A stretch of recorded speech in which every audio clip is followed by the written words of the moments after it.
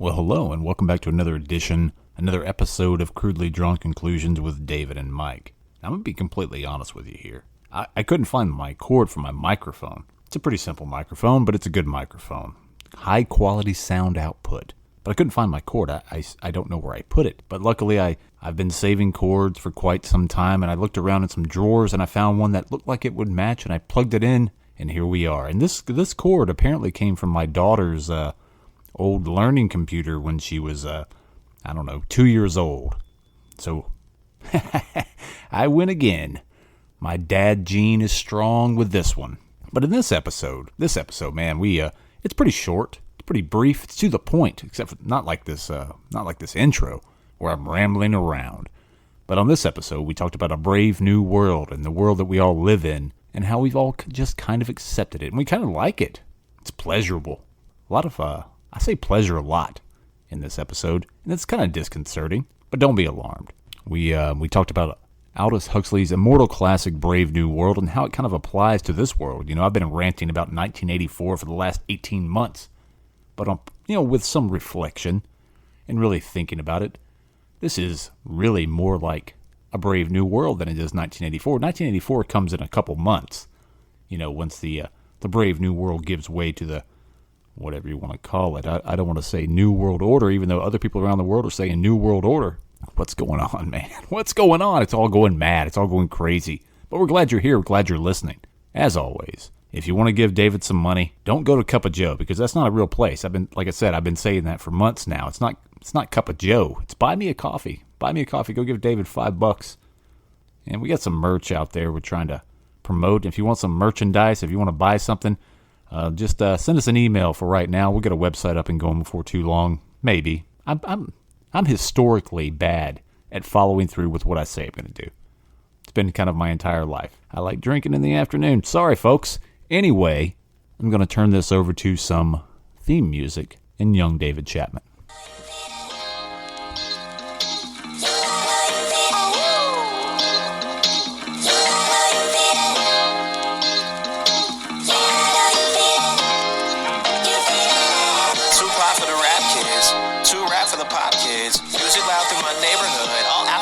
No top hits, neighbors think it's obnoxious. I'm sorry, Mrs. Anderson, but damn, you gon' have to wait until the drop hits. I forgot to take my vitamins, but didn't forget to... Hey, welcome to another Crudely Drawn Conclusions with David and Mike. I'm David, how you doing, Mike? I'm here, and I'm great. I'm thinking about technology and the way it's kind of intruding into my life, David. Ooh. Yeah, it does do that, and if you don't mind, I want to add, a couple podcasts ago I talked about my lawnmower, and I just wanted to give a little update on that. I went to the Home Depot, I picked up a gas-powered lawnmower, came home the same day, started her up, and finished my lawn in record time. So I'm feeling good. Yeah, those things work. As opposed to like electric lawnmowers that don't really work. Yeah. If you had any idea of the anxiety and the preparation I used to have to go into a lawn mowing day with, I got to make sure all the batteries are charged and double check them all. And okay, here we go. Praying to the lawnmower gods that this thing doesn't, mess up where I have all kind of issues and leave half my lawn undone, have to hire some nice little guy next door to help me. No, I started her up and breezed through it. It was amazing. Yeah, 150-year-old technology seems to work pretty well because it's been proven, it's been tried, it's been tested. And the new technologies, like we talked about last time, is just not there. And I'm just glad you don't have to put up with that anxiety anymore. Yeah. Just moved on to the past. I'll tell you, man. I hate that you've been killing the ozone, and I guess we're still worried about the ozone. I guess that was the 80s, the last time we worried about the ozone. But I'll tell you, man, it was affordable. It was an affordable lawnmower, and it works really well, and it's sturdy. Way sturdier than that plastic one I had. Or I still have, but I need to... Yeah. I'm going to sell soon. So if you know anyone who's looking for an electric lawnmower, let me know. You should just go in your backyard and set that motherfucker on fire. Right there in the suburbs and let her burn. Oh no, the HOA would be called so quickly, They would actually be called before the police or the fire department.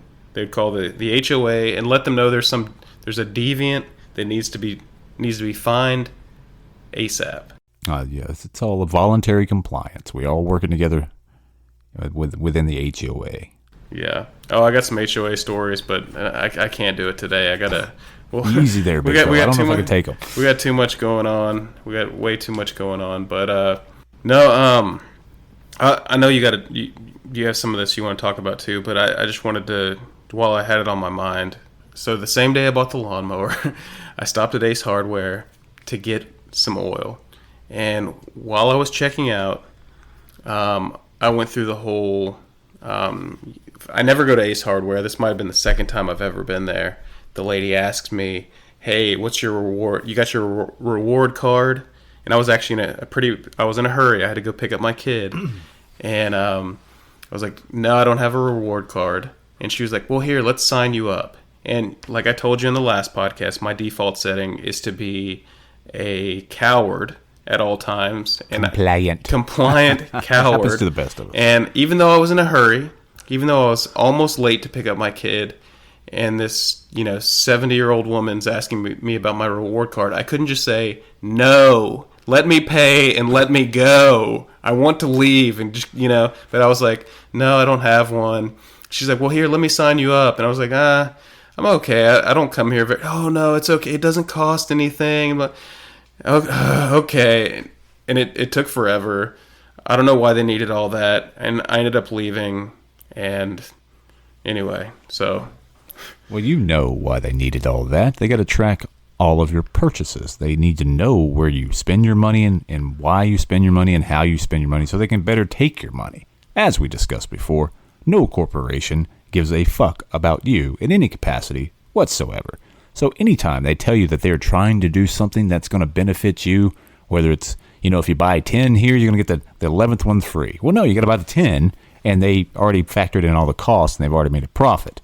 So anytime they are trying to give you something, they're definitely not trying to give you something. They're taking it. And anytime you put that number in there, they're just tracking you more and more. They're already tracking you with your card once you put that number in there the first time. And probably the technology has gone so far now, does it even really matter anymore? You just show up with your damn card because you're not paying with cash. There's a national coin shortage. Why would you be paying with cash, you fucking troglodyte? So you're going to be paying with the card or maybe the phone. I don't truck with that kind of stuff. I don't have that kind of technological prowess. I still use a card, but I know there's some people just tapping phones and paying left and right. So the system's already there. Yeah. Well, let me, I hadn't thought about this till you just mentioned it, but there's a gas station right down the street. Usually you drive by a gas station that has like unleaded and diesel prices. This place, it has unleaded if you pay with a card, and then unleaded if you pay with cash. So if you decide to be a caveman from the Stone Age, and you want to walk in there with cash in your hand, you're paying 10 cents more per gallon. So and are they like? And I remember the first time I was there filling up. Thank God I paid with cash or with card. But I was like, wow, can they do that? And I'm like, I guess a business can do whatever they want. But people just keep going and keep buying gas at this place. But I thought that's kind of messed up.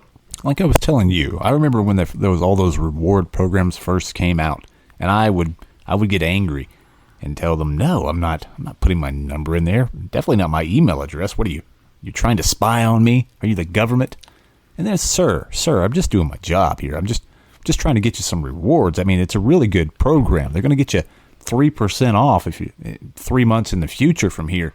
Just go ahead, and now you don't even think about it. You just put it in there, 3 blah blah blah blah blah, and you do that, and you're part of the system, and everybody that's just how things are. That's just how the world works now. You just do that. It's no big deal. You're so accustomed to it, and I do wonder, are we ever going to really, we're just going to follow along with whatever we're told to do from this point on. I was kind of thinking about it earlier with, I'm a big fan of the book 1984, and I've mentioned that many times on this podcast.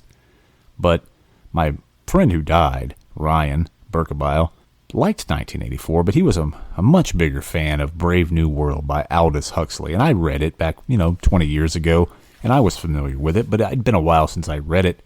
And I began thinking about that novel today, and I believe that novel actually is going to sum up the world that we're living in right now better than 1984, because the populace in that novel are not brutally oppressed by a dictator with their boot on their neck. No, they are placated by the technology of the day, by the pleasures of the day, by the distractions of the day. It's not that they're being forcibly held down. They don't have the will to fight back because they don't think about it. Books aren't banned. Books aren't banned at all. They just don't want to read them. So I feel that we've kind of gotten to that point, and I'm borrowing ideas from lots of different people who have thought about this. This is all Aldous Huxley, who's a far greater thinker than I, especially on this matter. Go read Brave New World, and I wish I'd read it more recently so I could kind of quote some of the lines, but it has been a long time. But that is the idea of Brave New World, and that's what we're living in right now. He saw it better than George Orwell, and then some people have postulated, I've read a few things, that perhaps Brave New World comes before 1984. And I was just thinking about that. It's like we're in this era. Well, there's so much information out there. It's indifference to what could be real information, what real knowledge would look like, what real study would look like. And by the time that goes through, after you've marinated in the Brave New World for a while, after a Brave New World comes 1984. And I think as I look around the world and I see some of the lockdowns and the protests as the military or the military police walk lockstep. Yeah, you can see the beginnings of it, but we've been marinating in this Brave New World for quite some time. So are you thinking that, when you're checking out at a gas station or a Walgreens or something like that, and they make you enter your phone number and your email address and all that stuff, and everybody does it, and hey, you got some coupons, and they're going to send you some coupons or whatever it is. But it's also basically what you're saying is we're giving up our privacy, and that they're going to keep taking it and taking as much as they can. And then further down the line, you just really they're not taking it. We're giving it. Yeah, we're giving it. Yeah. We sold it for comfort. We sold it for a trinket, for a bauble. The most important thing that we had, what this country was founded on, we got rid of it because someone told us there was a boogeyman out there. And then we got rid of it because someone told us that they could give us 3% off on a future purchase at Ace Hardware or, Stage. People still shop at Stage, I'm not sure. But, clothing stores or whatever it is. They told us they'd give us something, and we didn't think about it because it didn't occur to us. Some of us were so distracted with other things, living your life, or perhaps in pursuit of a pleasure. And I hate to say things like this because these ideas are not my own. I mean, this is all Aldous Huxley. Everyone's in hedonism. You're in pursuit of pleasure. And that's what our society is. If you're listening to this podcast as you do something, you're in pursuit of a pleasure. Whereas in the past, there would be no avenue for that. Now, pleasure or the pursuit of it's always the topic of conversation. It's always what we're trying to do. We're trying to live that good life, trying to have that boat, trying to, watch that movie or drink that beer. It's always a pursuit of something that's pleasurable to distract ourselves from the grind of the day-to-day, whereas our ancestors had to live in the day-to-day moment, and they were much more aware of what was going on around them. Not that they were any smarter. In fact, on some things they were more ignorant, but they were definitely more aware of the things that were actually happening around them, where we always have our head down now, always looking into a pleasure source that sends all kinds of signals all over our brains constantly. And then sometimes you look up and you look around yourself, especially if you're sitting in a waiting room. Of course, you're socially distanced and masked, but you're looking around that waiting room and everyone's got their head down and everyone's just scrolling through some kind of social media. They're not reading a book. They're not reading a magazine like you did back in 1999. What are you, some kind of savage? No, you're scrolling through, reading random memes written by no one that are just provide a mild chuckle. Just a mild, okay, share, like, click, click, click. And then you're waiting when you close out that Facebook tab or that Instagram tab, and then you Check it 3 seconds later. Oh shit, I got a notification. Click it. Oh, somebody liked my goddamn post. Oh, you just get, it's almost orgasmic when somebody, I got 10 likes on that post. Holy shit. What is that? That's nothing. That's nothing. If there was 10 people in the room and they nodded their head at you, that's what they did. That's all that happened. But it provides a boost for us. And we're all in that cycle. We're all in that trap. We're producing a podcast right now. This is the most self-aware that I'm going to get on this show. We're producing a podcast right now in hopes that somebody will like it and tell us we're being good boys. That's what we want. That's what we all want. So, I mean, listen at your own risk, sir. That goes for any kind of entertainment or any kind of system that's put into place. No, it's interesting, man. Like, I know when we were talking before we recorded about all the stuff, like when you're checking out at a store and stuff, it is really true. I to be honest, I hadn't thought as deeply about what that all leads to and what it could lead to. I mean, I agree with you. With social media, I don't know if this ever happens to you, but you get sucked in sometimes. Not you, but all of us do. I don't know if I do as well. Does this ever happen where you've been sucked into social media? You've been scrolling. It actually could only be just for a minute, and like you have something you're supposed to be doing. You're supposed to be working. You're supposed to be like watching your kids or whatever, and somehow you get a text. Next thing you know, you're like on Facebook or Instagram or whatever. And then you realize, oh my gosh, like I need to pull out of this. You almost like have to like pull yourself out of it. Sure. So, I don't know if you feel the same way, but I've had times where I've like had to like, okay, let me turn that off, set it down, and I have to like, I mean, this not being dramatic or anything, but it's like, oh shoot, like I'm I gotta like get my bearings again. Like, oh, I'm here. Okay, I got so lost in that world. You were gone. Yeah. Mm-hmm. Yeah, you just like transform somewhere else or transport somewhere else. That's why TikTok is so dangerous. And people will laugh at me when I say something like that. But TikTok is just perfect because it's just little bite-sized morsels that you're constantly being fed. And when you get almost bored of that one, they just give you another one. And then the more you focus on certain types of morsels, they say, oh, he likes this morsel. And we keep giving him more and more and more of that. And it never fucking ends. You can go down a rabbit hole on TikTok that will take you to your grave. You won't stop.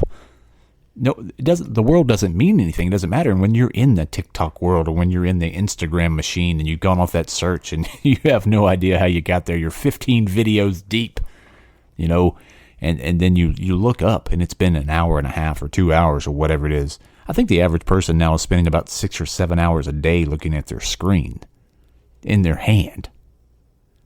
That's in fucking sanity. But we do it. We just say, oh, well, what you going to do? What else are we going to do? We're going to take a shit with, sitting on the toilet and just have our own thoughts? We're not going to do that. That's madness. We have all these technological advances. I'm not going to think about anything. Why would I do that? And when I lie down in bed at night and I close my eyes. Yeah, it's silly. And I close my eyes at night and my phone's right next to my bed. I can feel it tugging at me. And then your fingers creep over there. They're walking on their own accord. And you're trying to pull them back. And then it grabs it and brings it over right in front of your face. And you're looking at it and you scroll. I just got to look. I got a couple notifications. Let me just close these out real quick. And check my email. And it goes right down the rabbit hole. And you put it down. And then you fall asleep. And you're just fitful. You're tossing back and forth. And the first thing you do when you wake up in the morning, hand goes out. Click. Grab the phone, bring it, click, click, click, click, click. Let me see how many numbers did we get last night, David? How many downloads did we have on the old podcast? And you're just as bad as anyone else. And that's what I mostly feel when I look around everybody with their heads down. I feel disgust, not so much for them, but for myself. And I think that perhaps if we all had a little bit of disgust for ourselves, maybe we could put these goddamn things down that were designed to keep your attention at all times. I'm touching mine right now because I was talking about it. I can't let it go. So what are the chances, I forget how far you live from town, but let's say you're going to go to town, or let's just call, like a gas station nearby. Do you ever just get in your car and go without your phone? Oh, what is this madness you speak of? I've done it a couple of times, and I I felt okay. I did it the other day. I put my phone down. I was outside in the garage. I put it down. I got in my car and I drove off. As I was driving, I usually listen to podcasts, not my own, but I listen to podcasts in the car. And I was like, whoa, I don't have my cellular telephone. What shall I do? So I turned on the radio and I listened to some talk radio. And I was fine. I didn't really feel bad at all. And when I got home, I immediately went to the garage and got my phone. Oh, good. Yeah. Got all caught up on everything, huh? Yeah, I had to, I had like 3 or 4 notifications on Facebook, 2 or 3 on Twitter. They manufacture notifications. They'll tell you David Chapman is checking out blah blah blah blah blah. So that's not a notification. What are you giving me that has for? Nothing to do with you me. just wanted me. Exactly. Yeah. You just wanted me to come back in there, and here I am. You got me, you son of a bitch. Yeah. No, it's interesting. Like, yeah, when you get caught up in that world where you're checking these things, and a lot of people go through the routine. Like, they'll check one social media thing, and then they'll check another one, and then that'll lead to a different one, and then I got to do my email, and then my work email, and then next thing you know, you pull your head out, and you've been 45 minutes just staring at that thing. So. Yeah, man, you get it. We all have our cycle. It's part of the new day. Yeah. That, just in the last 10 years, and they're so effective at capturing everything about you. They capture your location, they capture your spending habits, they capture your interests, what you like to look at. They know what kind of pornography. They know everything about you. It's all captured and recorded. Yeah. So let me ask you about that too.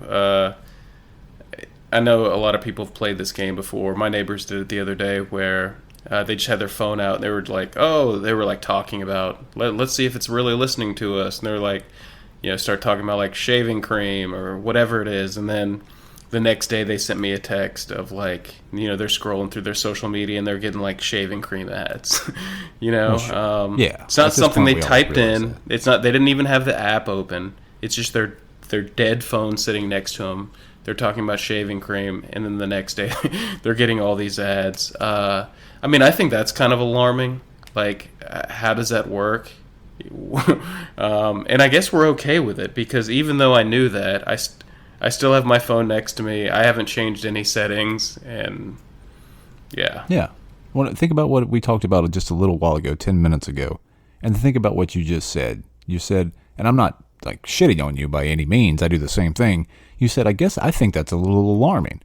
Well, is it a little alarming or is it a lot alarming to know that that machine is constantly listening to you, and who is on the other end of that motherfucker? What kind of algorithm is on the other end of that thing, which was written by a person, or maybe at this point, the AI is writing the AI. I don't know who's running the actual shit show, but something's running it. And it's recording what I say and then trying to sell me the shit that I said yesterday. So that's probably just the tip of the iceberg of what's actually happening. You call that conspiracy theory, but it's not like a fucking conspiracy theory. It's actually doing it. And that's documented. Everybody knows that, but everybody chooses to carry around because the pleasure center that it stimulates is more rewarding to us than the danger that it represents. That's exactly what Aldous Huxley was talking about. We don't give a fuck as long as it just gives us pleasure. We don't give a shit anymore. Yeah.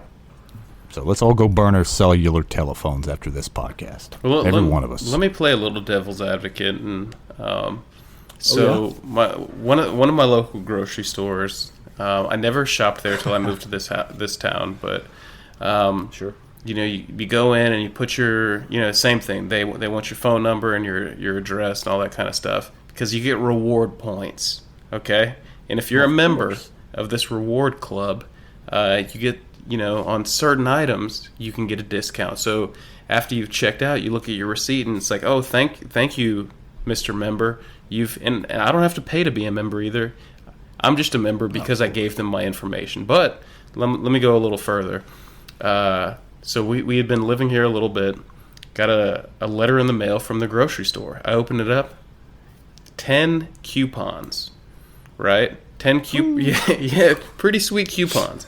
So 10 coupons. Things are looking up, sir. And I was looking at it and I was like, whoa, man, look at these. Like, usually you get coupons and you're like, oh, I don't need any of these.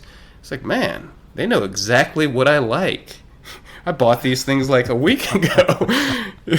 And, I mean, well, that is convenient. Playing a little devil's advocate, that was pretty sweet, right? I mean... Well, I mean, yeah.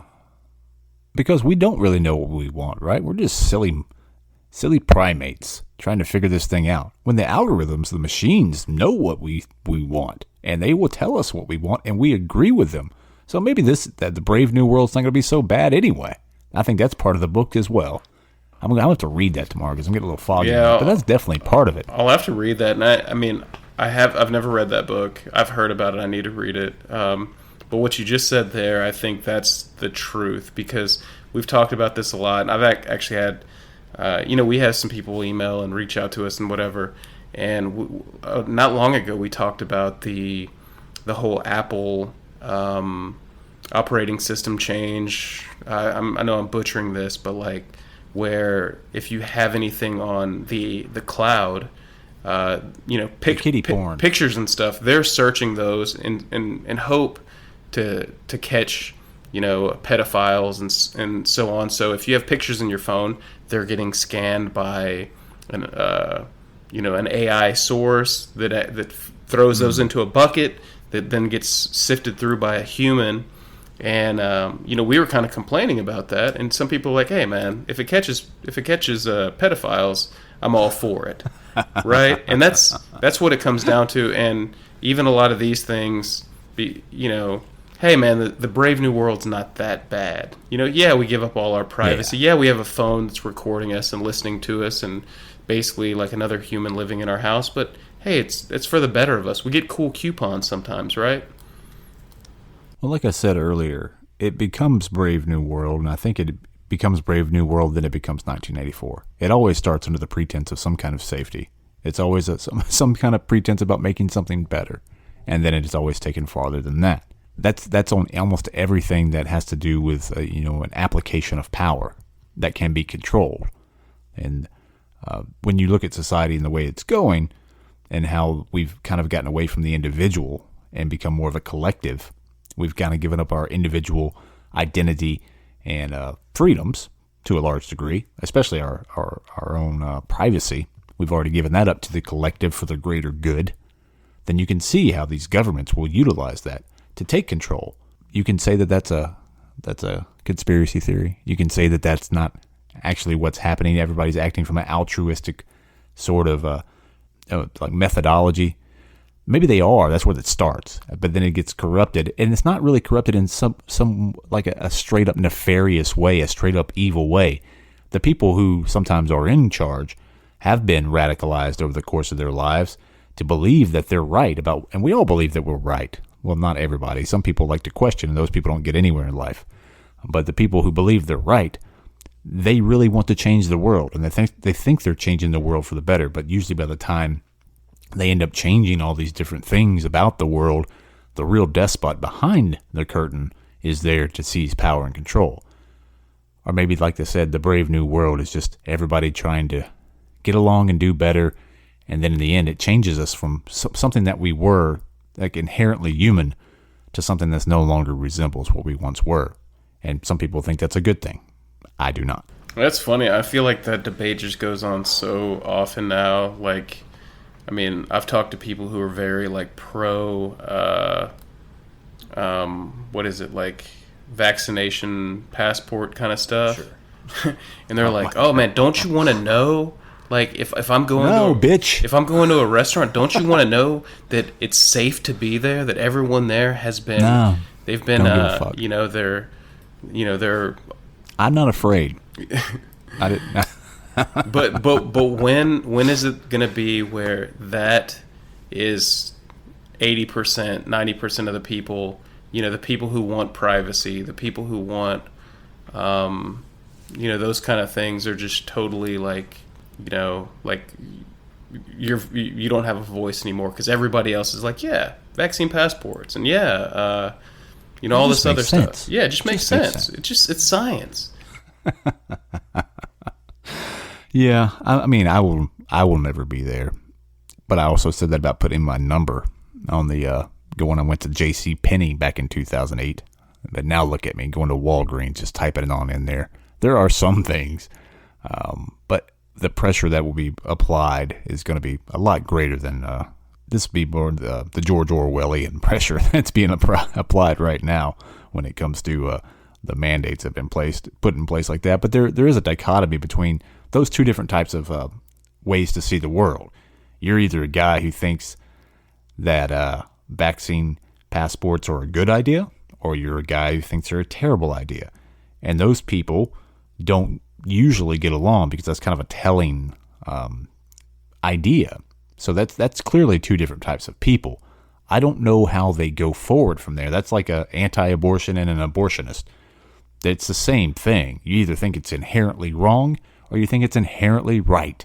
And both sides, no side thinks that they're wrong, thinks that they're evil. The other side thinks they're wrong and thinks they're evil. So when you have these two opposing views and they're both equally held with a huge amount of fervor for the cause because they're morally right, where do you go from there? It usually lends to a little bit of fisticuffs somewhere along the way. I hope not, but historically that has proven to be true. Well, maybe, yeah, that's true. And I guess if they just take a little more time and staring at that sweet TikTok, maybe the the passions will kind of calm down a little bit, and everybody, all this polarization, all these people getting all amped up, maybe that'll just kind of fade away if people just start looking at the cat videos and whatever else whatever else is out there. Face with a big bang. There you go. Exactly. That's my favorite one. Don't tell me you haven't seen that. That'll keep you entertained for hours. Which one?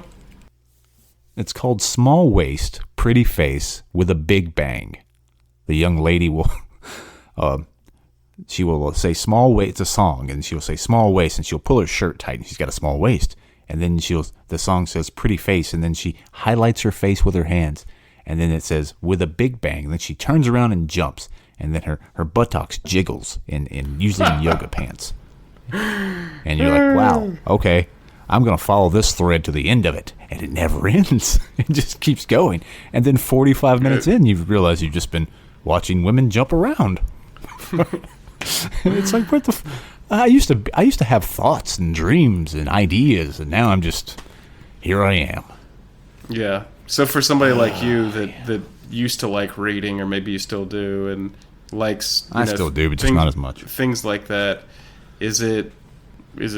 I guess it's hard just for anybody to pull themselves out of this social media stuff, but is it more sickening to you, like whenever you just totally waste 2 hours just staring at a screen? I disgust myself on a daily. I mean, I've always disgusted myself with my actions and thoughts, but now it's I just realize when I get up in the morning, I'm just gonna have a loathing for myself throughout the day. But it's like an alcoholic that can't stop. You just keep scrolling anyway. I need it. I don't need it. I can put this thing down anytime I want to. You need it. So you just keep going. And then you convince yourself. He's like, oh, I still read a lot, which I try to read every day, but I used to read 150, 250 pages a day. Now it's like, oh, I read 20 pages. I'm going to go ahead and put this little book down and get back to my scrolling. Small waist, pretty face with a big bang. Yeah. Well, let me the night, right? Let me ask you one more question before we close it up. One more before we wrap this thing. One thing I've noticed is, when you're checking out Walgreens, whatever else, and they ask for, or Ace Hardware, they ask for your information. You say, oh, no, thank you. I'd rather not. I just want to check out and go on my way. They push back a little bit, and you're like, no, really, I don't want to do it. I mean, sometimes they can get a little pushy, right? And then usually after the third time, we just say, okay, here you go. Take my ID, take whatever you need, whatever.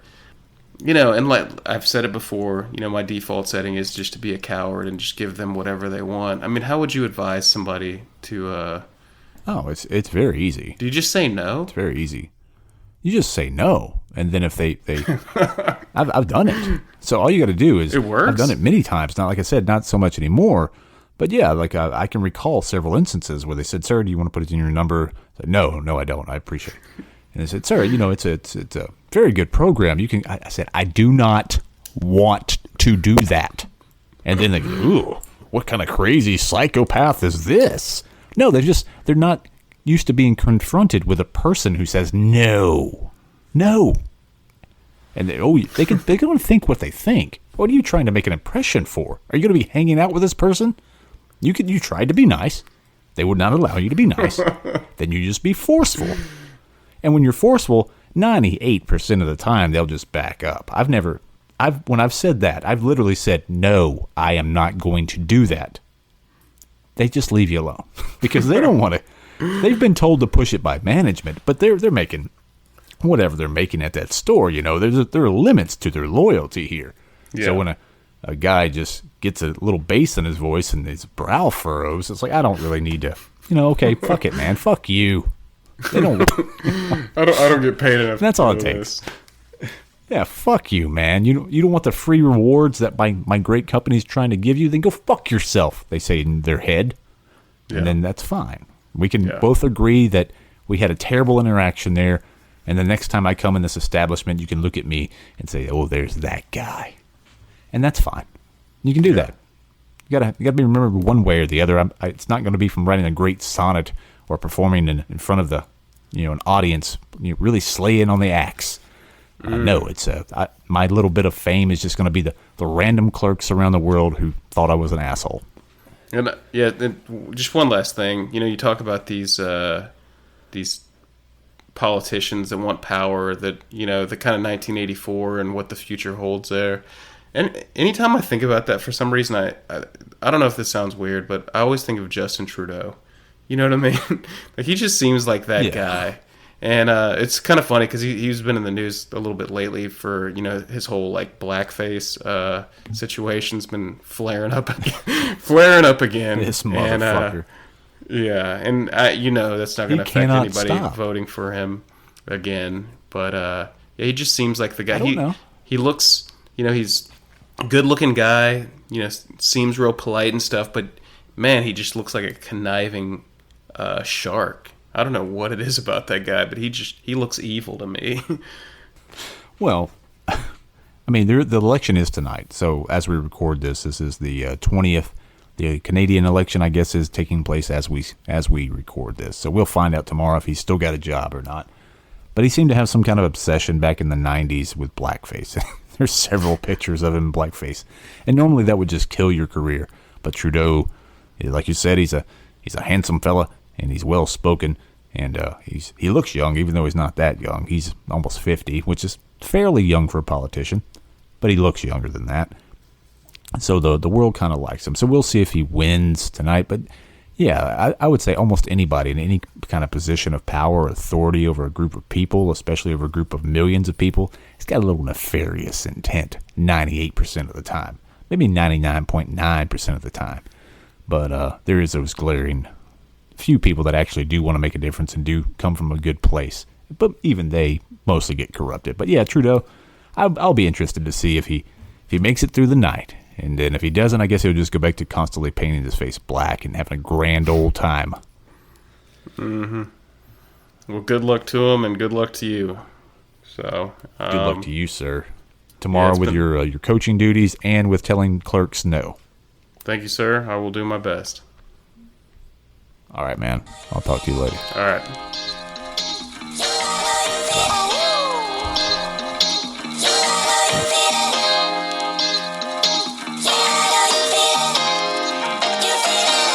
Too quiet for the rap kids, too rap for the pop kids. Music loud through my neighborhood, all album cuts, no top hits. Neighbors think it's obnoxious. I'm sorry, Mrs. Anderson, but damn, you gon' have to wait until the drop hits. I forgot to take my